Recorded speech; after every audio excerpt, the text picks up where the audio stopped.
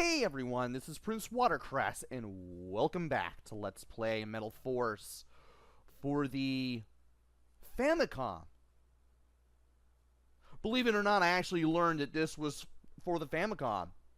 I thought maybe this would be for the Hyundai Convoy. I'm still going to say a Hyundai Convoy in case it is, so somebody's probably going to tell me it's not. And of course, the Hyundai Convoy is the South Korean version of the Nintendo Entertainment System.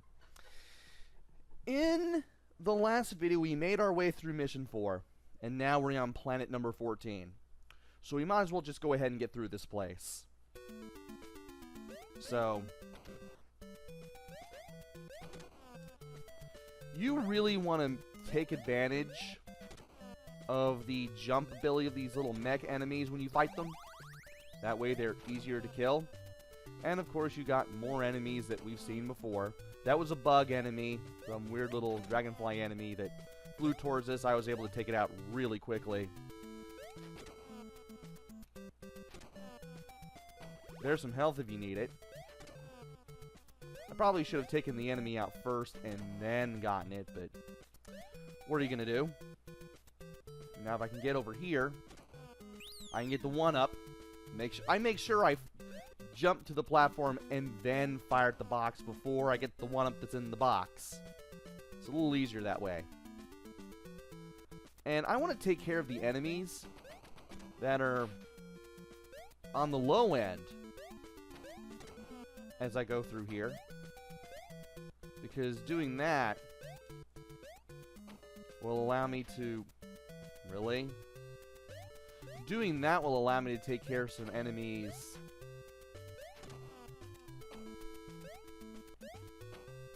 that are going to be in our way. And of course that gave me some weapon power, so good thing I took it.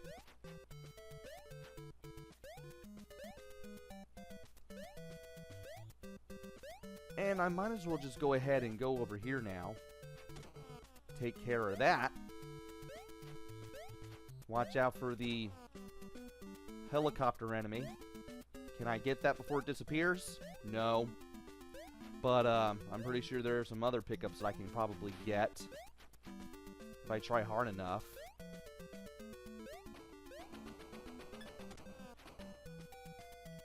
There's an upper path right there, but there's also a lower path too. There's some health right there. I'll gladly take it.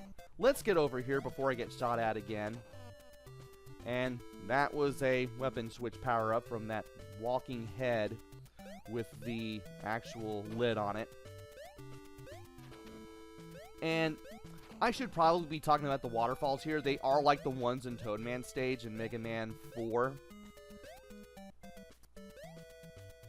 If you stand on them, they do move you to the left or to the right depending on what side of it you're on. So there is that.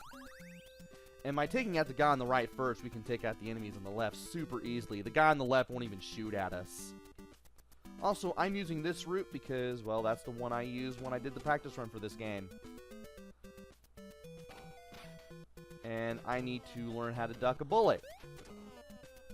I need to learn how to crouch and duck a bullet. At least I can take care of these things. And make my way further down. And there's some health. I can get some now. And just being careful and jumping where I can at the waterfall so that way they don't give me a hard time. What's up here?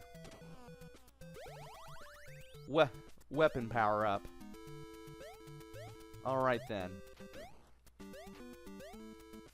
Want to make sure I take him down. That guy gives you a one-up. That little UFO enemy gives you a one-up if you shoot at it when it opens up. Just stay up there and hit it when the guns come out. What's over here? Weapon power up. That's easy to miss. You have to go up here no matter what. Take care of you. That'll switch us back to the boomerangs if we need it, but I don't need it. There's health. And gotta learn how to time it so that way I can hit these things. There we go. Want to be careful here because there are gaps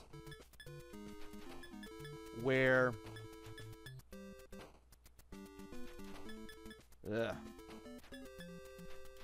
there we go.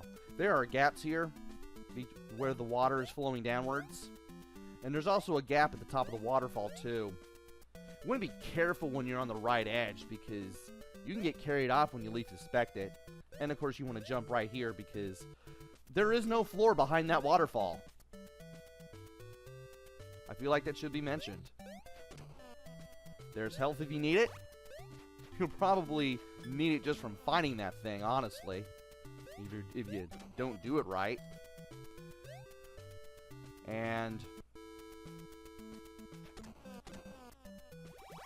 3 enemies, I'm able to take care of 2 of them.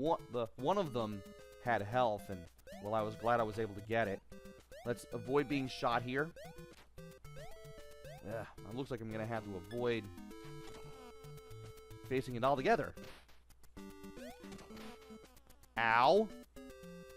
Unnecessary damage is unnecessary. Let's make sure we get rid of that before we continue on. Alright. Let's make sure we jump over the gaps correctly. Make sure we're near the edge when we jump. That way we can get this health. Also found out that Open Core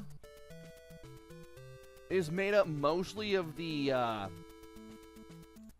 programmers from Zemina who made the Superboard games. I should probably talk about that while I'm playing this game. So the game, this game in particular, was developed by Dow Infosys and Open Core.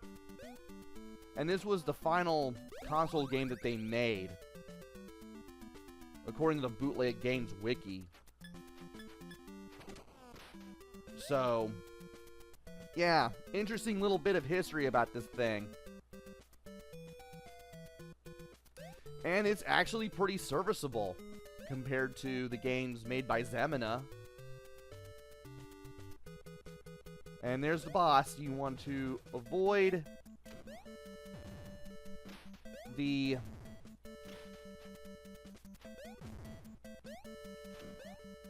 rocks that come down when this thing hits the wall.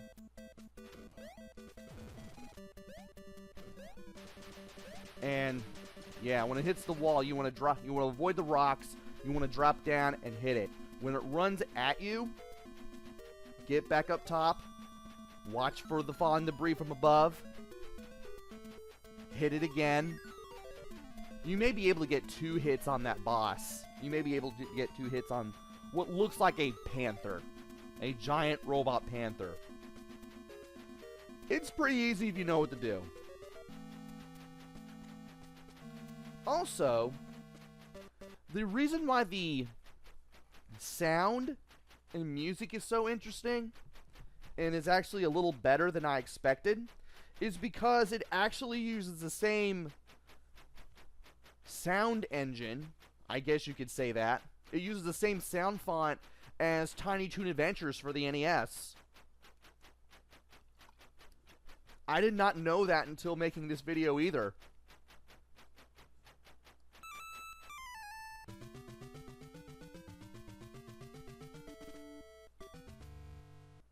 And Mission 6 is Sky Maze, but as we get over here, we want to take out some enemies and get some health.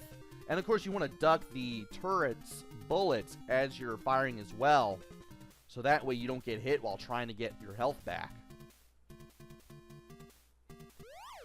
Anyway, we're on the 6th mission of the game, and we will be playing the 6th mission of the game in the next video. So join me next time for just that.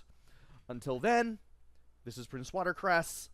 Take care, stay safe, and thanks for watching!